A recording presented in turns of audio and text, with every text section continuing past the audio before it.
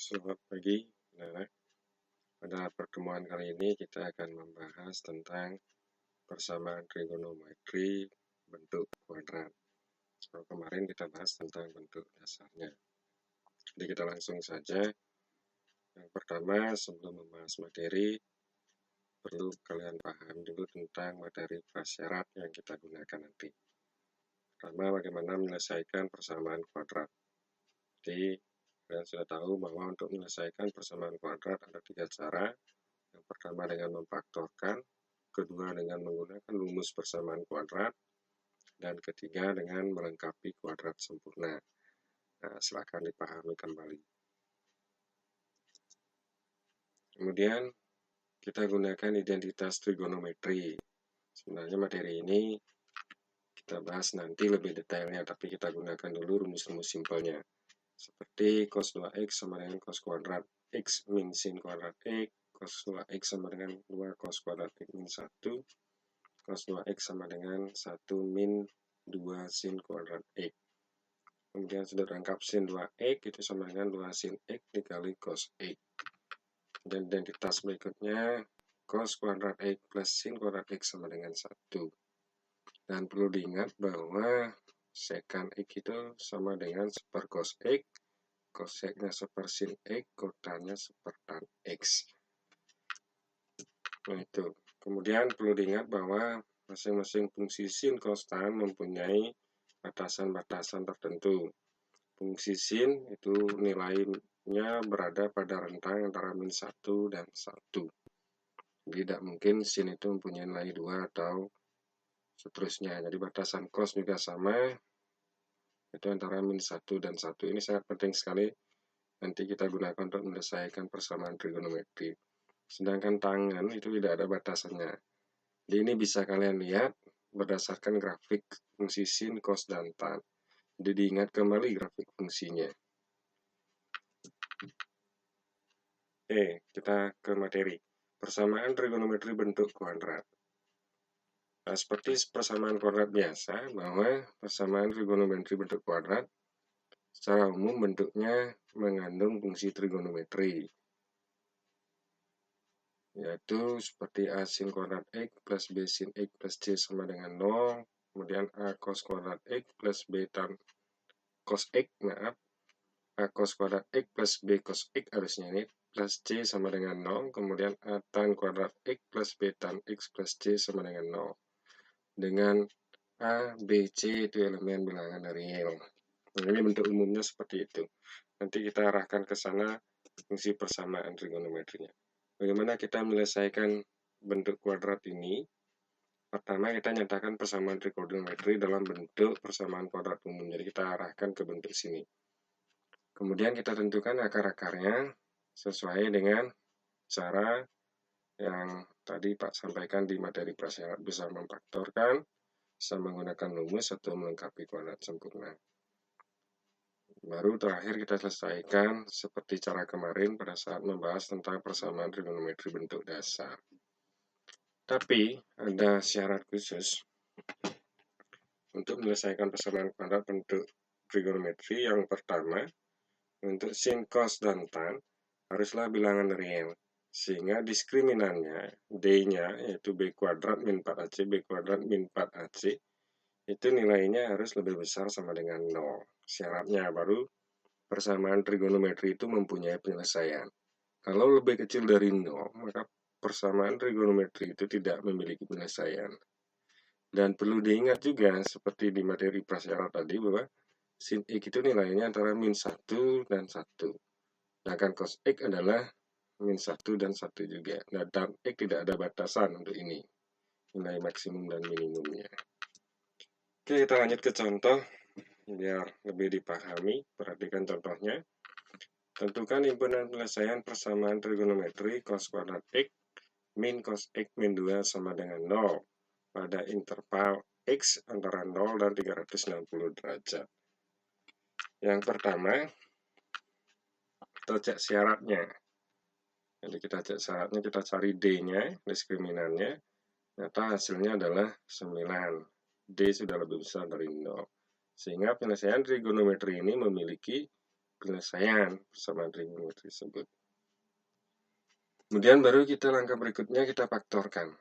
Jadi kita faktorkan cos kuadrat X min cos X min 2. Kalau difaktorkan dia akan menjadi cos X plus 1 dikali dengan cos X min 2. Itu artinya bahwa cos X sama dengan min 1 atau cos X sama dengan 2. Kalau kalian agak susah melihat pemfaktoran itu, kalian bisa misalkan.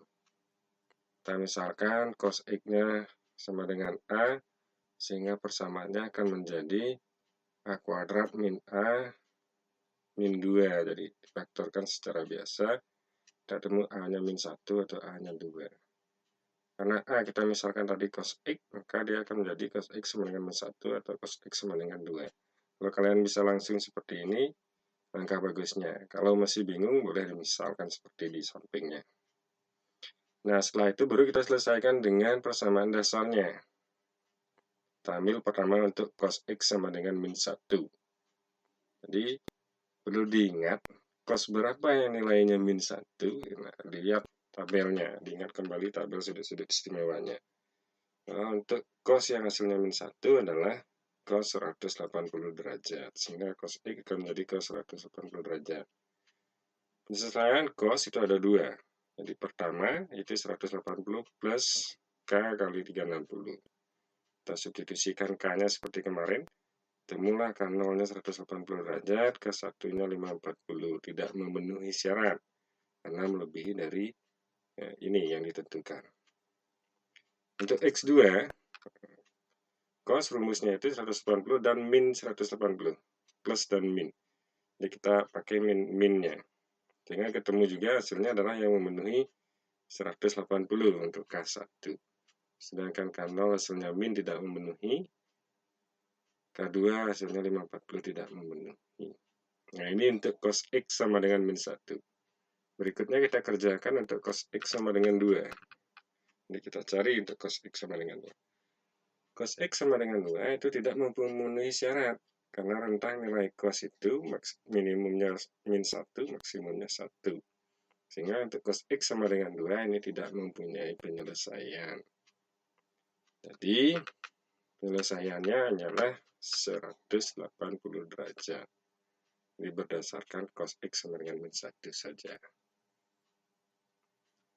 Oke, kita lanjut ke contoh 2. Nah, contoh 2 perhatikan. Terkadang fungsi trigonometri bentuk kuadrat, itu bentuk kuadratnya disembunyikan. Nah, seperti ini. Jadi kita ubah dulu untuk menyelesaikannya menggunakan identitas di materi prasyarat tadi. Jadi cos 2x ini kita ubah menjadi 1 min 2 sin kuadrat x. Sehingga persamaannya akan menjadi itu. Jadi kita substitusikan, kita operasikan, sehingga didapatlah persamaan kuadrat bentuknya 2 sin kuadrat x min 5 sin x min 3 sama dengan 0. Jadi setelah kita ketemu persamaan kuadratnya, jadi kita cek syaratnya, kita cek diskriminannya, hasilnya adalah 49, melebihi 0. Sehingga persamaan trigonometri ini mempunyai penyelesaian. Langkah berikutnya kita faktorkan seperti tadi. Anak-anak Pak yakin sudah biasa untuk melakukan pemfaktoran. Jadi dari hasil pemfaktoran kita dapatkan 2 sin x plus 1 dikali sin x min 3 sama dengan 0. Jadi pertama kita dapatkan sin x sama dengan min setengah atau sin x sama dengan 3. Nah, ini kita kerjakan satu persatu seperti tadi. Untuk sin x sama dengan min setengah, berarti sin berapa min setengah? Karena batasnya diminta pi, kita pakai pi. Di sin yang min setengah adalah sin 7 per 6 pi. Sehingga x1-nya yaitu 7 per 6 pi plus k kali 2 pi. Kita substitusikan k-nya 0, ketemu hasilnya 7 per 6. Dan kita masukkan k sama dengan 1, ketemu hasilnya 22 per 6 pi. Nah, 22 ini melebihi dari per 6 pi itu melebihi dari 2 pi, sehingga tidak memenuhi ambang batas nilai x yang diizinkan. Jadi x2-nya itu kita gunakan V min 7/6 Pi plus K dikali 2 Pi. Nah, hasilnya ini. X2 sama dengan min 1/6 Pi plus K dikali 2 Pi. Di K-nya kita substitusi dari 0 sampai yang memenuhi. Jadi ketemu kita yang memenuhi adalah untuk K sama dengan 1, yaitu 11/6 Pi. Untuk X1 dan X2. Kemudian kita lanjut untuk sin X sama dengan 3. Nah, untuk sin X sama dengan 3, sama seperti tadi, nah. Nilai sin X-nya ini melebihi dari syaratnya. Sin itu berada di antara min 1 dan 1. Sehingga untuk sin X sama dengan 3, tidak ada nilai X yang memenuhi. Sehingga sin tidak mempunyai penyelesaian. Jadi penyelesaiannya untuk persamaan di atas, persamaan ini adalah 7/6 Pi dan 11/6 Pi. Tuh. Baik, kita lanjut ke contoh 3. Tentukan penyelesaian persamaan 3 sin kuadrat X min 2 sin X plus 1 sama dengan 0.